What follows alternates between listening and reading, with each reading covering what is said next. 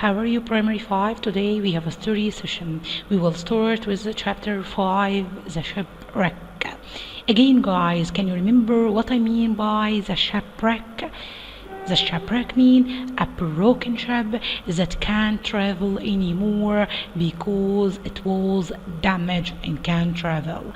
Okay, so let's start with revising some questions from the last session. First of all, what was William Darling wearing? William Darling, he was wearing his big coat and heavy boots. Number two, why couldn't Grace hear her father while they are tying the boat, as you know? Because the noise of the wind and sea was too loud, too terrible, so she couldn't hear him. Number three, what did Grace do to help her father?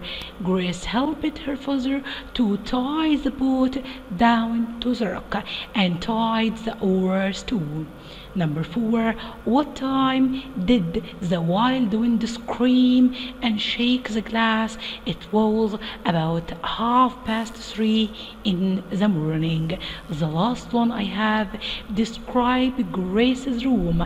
It was a small tidy room with white walls. Okay.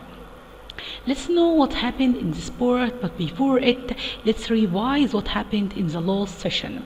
Grace went with her father to tie the boat down to the rock, not to lose it, because the storm was terrible. They tied it and carried their other things to the kitchen. They can't leave it out in that night. Then Grace went upstairs to the room with the big windows that has no walls. This happened at 3:30 in the morning.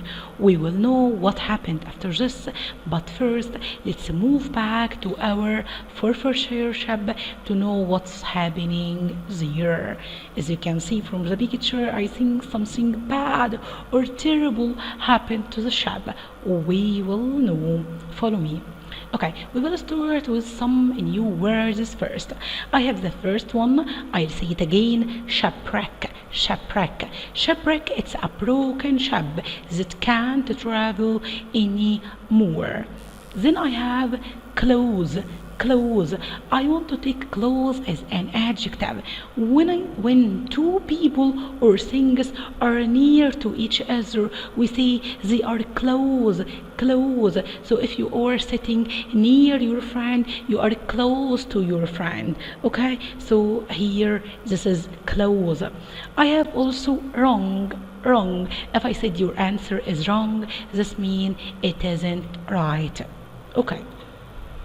Let's move to our Forfarshire ship to know what happened. In the passenger's sitting room. Now we are in the passenger sitting room. Mrs. Dawson was Mr. Daniel Donovan. They were so frightened. She asked him a lot of questions, like, do you think we are going to die, Mr. Daniel?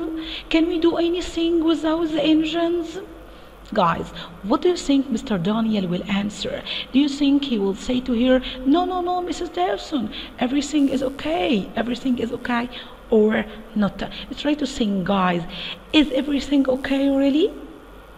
Mr. Daniel said that there were some islands south of here. He said that, of course, we are in a problem, but there were some islands south of here called the Farne Islands. So the islands near them called the Farne Islands. He had seen the lighthouse flashing on them. Daniel went out to see how near the lighthouse was. He went out into the night. He stared into the dark. He could see nothing to the west. Oh my God, where is the lighthouse? Suddenly he fell on the wet deck and caught the side of the ship with his hands. Then he looked up and a light flashed in his eyes. Thanks God. So this is the lighthouse. There it was, the lighthouse. only 300 meters away to the north. Daniel Donovan shouted, "We are too close, much too close. I must tell the captain." And he ran to tell the captain of the ship. But in this time, a great mountain of white water flew into the sky. It was 10 or 20 meters above the ship. Can you imagine, guy? A wave about 10 or 20 meters above the ship. Then Daniel screamed. It was a shock. Rocks! Rocks! There are rocks in front of us, rocks all around. Captain, Captain.